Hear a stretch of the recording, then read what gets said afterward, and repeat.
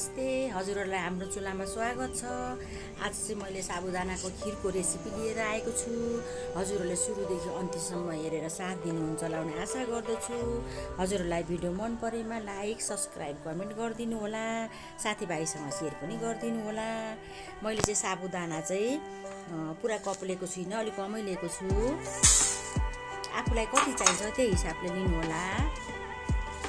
अब त्यसलाई चाहिँ म पखाल्छु। एकपल्ट मजाले सफा गर्नुपर्छ। सफा गरिसकेपछि चाहिँ त्यसमा थोरै पानी लगाएर म 20-25 मिनट भिजाएर राख्छु। यो चाहिँ मसिनो खालको साबुदाना छ, त्यसलाई छोपेर राखिसकेँ। अब मैले डेक्चीमा चाहिँ दुध लगाउँदैछु। 1 लिटर दुध लगाइरहेको छु मैले। दुधमा पकाउनु लागिरहेको छु। हजुरहरूले अब कति चाहिन्छ त्यही अनुसारले पकाउनु होला। कति खानुहुन्छ, कतिजना हुनुहुन्छ त्यही अनुसारले पकाउनु होला। हेर्नुहोस् त, दुध उम्लिसक्यो। दुध चाहिँ उमालेर नै हाल्नुपर्छ। अब मैले त्यहाँ चाहिँ साबुदाना अघि भिजाएर राखेको राख्दैछु। दुध उम्लिसकेपछि दुध नउम्लिराख्यो भने चाहिँ फाट्ने डर हुन्छ। त्यस कारणले दुध उम्लेर नै राख्नुपर्छ।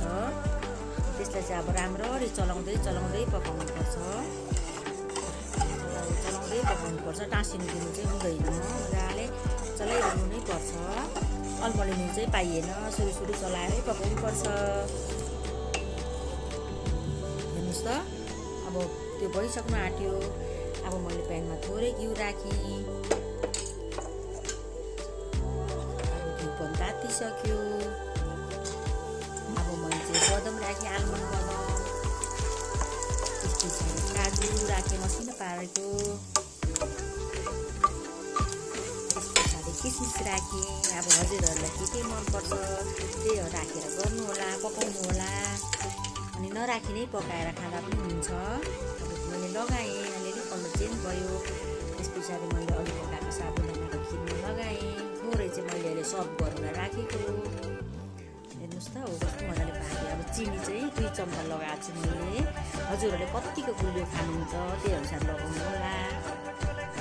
मैले चाहिँ मसिनो गरेर पिसेको सुकमेल, अलैँची र मरिचको धुलो लगाएर मजाले चलाइरहेको छु।